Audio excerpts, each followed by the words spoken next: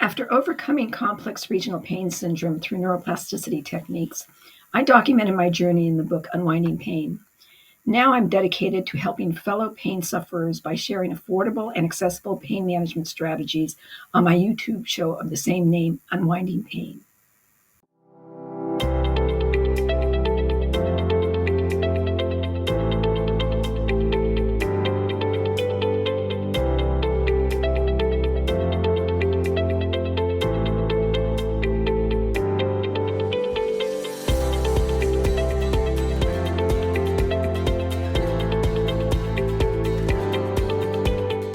Greetings.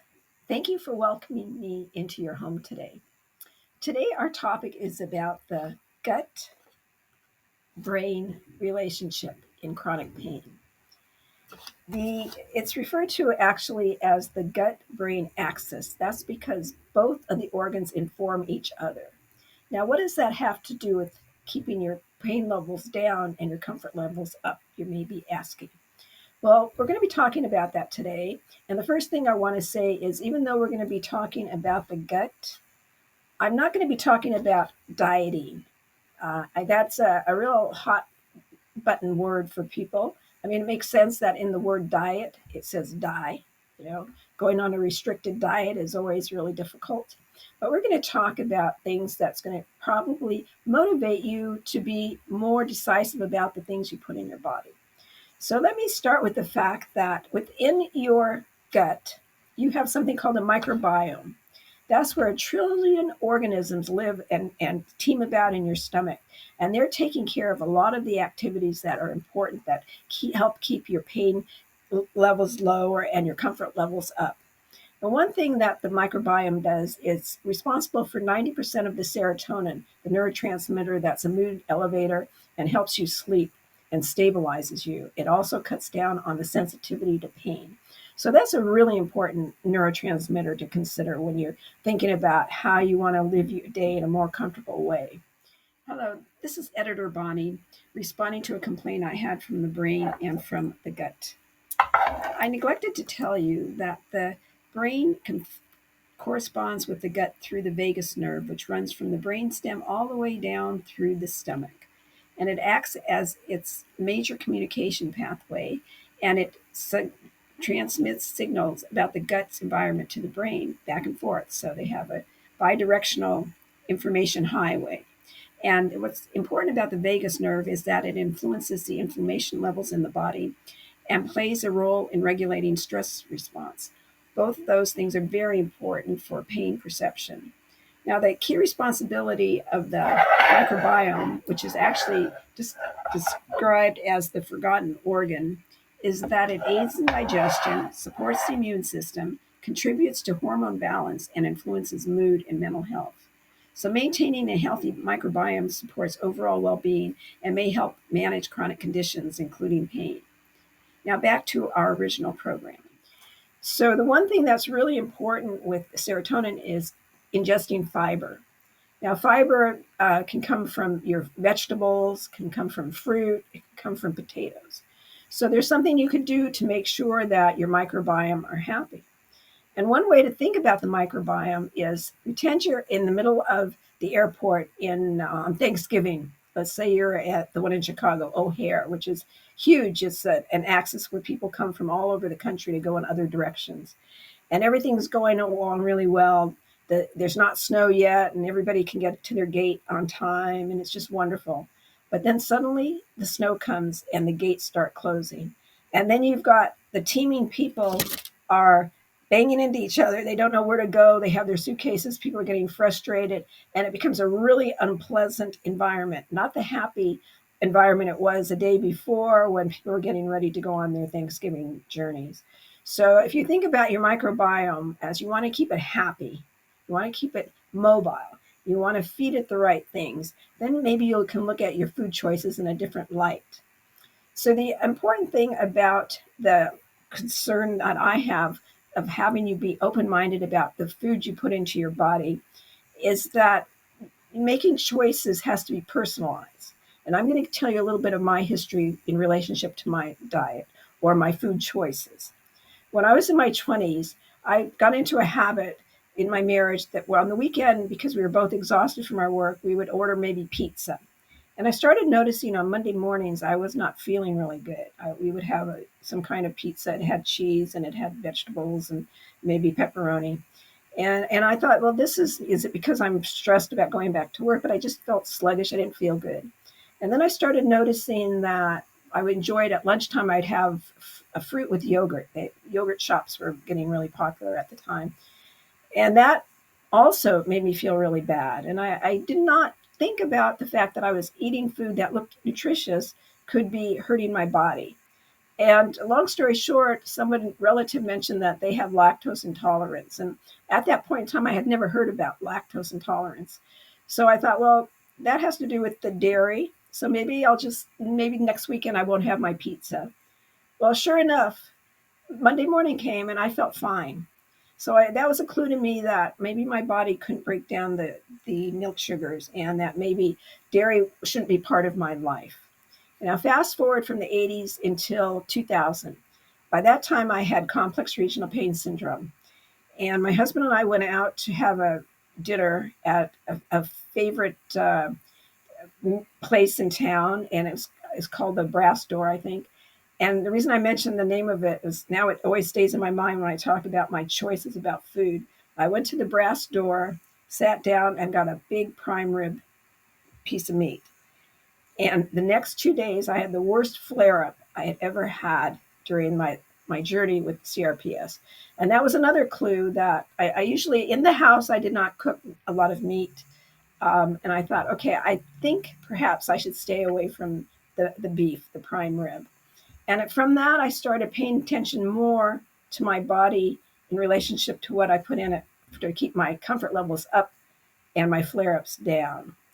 And so that was my journey. And to this day, I always listen to my body. And I'd like you to start thinking about the foods that I put in. How do I feel? Some people like to keep a journal and they'll say, okay, today for breakfast I ate and I felt really good. And lunchtime came around. By 2 or 3 in the afternoon, I wasn't feeling good. So then they go back and audit what they ate. And sometimes they find, well, they had maybe raw onions on their sandwich. And then they realize, well, things are changing in my gut and it doesn't feel good. So if you don't feel good from your stomach, you're not going to feel good in the rest of your body. So that's just a little clue about some ways that you can increase your comfort level. The other thing I'd like to talk about is by taking an assertive approach about looking at your food choices. You're not dieting. You're not looking at, well, I'm going to lose this many inches or I'm going to be jumping on the scale. We're not talking about that today. We're talking about the delicate balance between the brain and your stomach. And I know a lot of pain management disciplines don't really talk about what you eat can affect the sensitivity you have to pain. One thing I think is important to mention, though I'm not talking about dieting to get down to a certain poundage on the scale or wear a smaller size, and that is we're talking on this channel about increasing our comfort levels. And if you are carrying around extra poundage that's affecting your back, your hips, your joints in your body, then losing a few pounds may increase your comfort level. And when we're talking about maybe losing some pounds, we're not talking about go on this strict diet or that strict diet. We're looking at choices. Maybe you can assess the things that you're eating and eliminate. Maybe you have fried foods. Maybe your lunch includes a healthy portion of French fries. And when I say a healthy portion, I mean a large portion. And maybe if you substitute it for a baked potato next time, that is doing those kind of changes, substitutions. Maybe instead of your fancy coffee drink that puts whipped cream and other flavorings in, maybe you'll have the drink in a different way. It's just eliminating some of those high caloric, high sugar food choices. You're going to start noticing that you're losing some pounds. And again, I am not a proponent of you've got to go on drastic dieting. What I'm a proponent of is I want you to find ways to increase your comfort level. So, along with talking about food choices, I talked about fiber impacting your microbiome. So, that something beyond just having a salad every now and then. would be really great. Trying to figure out for your lunch and dinner what kind of vegetables could you serve yourself up, something beyond the iceberg lettuce.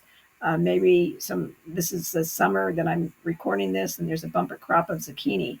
So I've been having a lot of zucchini lately, not breaded and fried though. I steam it and do other interesting things with it.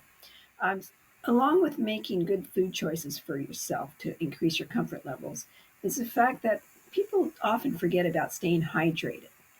And though there's no nutrition in water, almost every bodily system needs water to function correctly.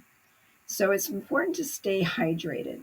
And a rule of thumb is called the 8 by 8, and that's 8 ounces 8 times a day. But every body is different. So please check on how much fluids you're taking into your body every day. And you can set an alarm on your phone if you're forgetting to drink. And if your drinking is only in the morning, you have a cup of coffee, which is a diuretic, and you're not drinking any water, then you're already starting the day with a deficit. And lunchtime comes around, and maybe you'll have a cola drink or an iced tea. And again, you're going to go into the deficits about having water in your body. And dinner time rolls around, and maybe it's a glass of wine. And so again, you're in a deficit. So please consider how easy it is to add water to your daily living, and that will also help hydrate you throughout your body. It's also good for your skin. So if that's something that you want to stay youthful and vibrant looking, drinking a lot of water is going to help you get there. I always keep a bottle of water close by and make sure I have my water every day. And so I hope that you found today's talk about the gut and the brain interesting. And it's another way to look at how can I improve my comfort level, and how can I get rid of the kinds of foods that just aren't making me feel good. And also, maybe when you look at the fried food or the sugary cakes and cookies, if you think, well, they're going to cause my discomfort to go up and my comfort levels to go down, maybe it'll be an easier way to choose to have a juicy apple instead.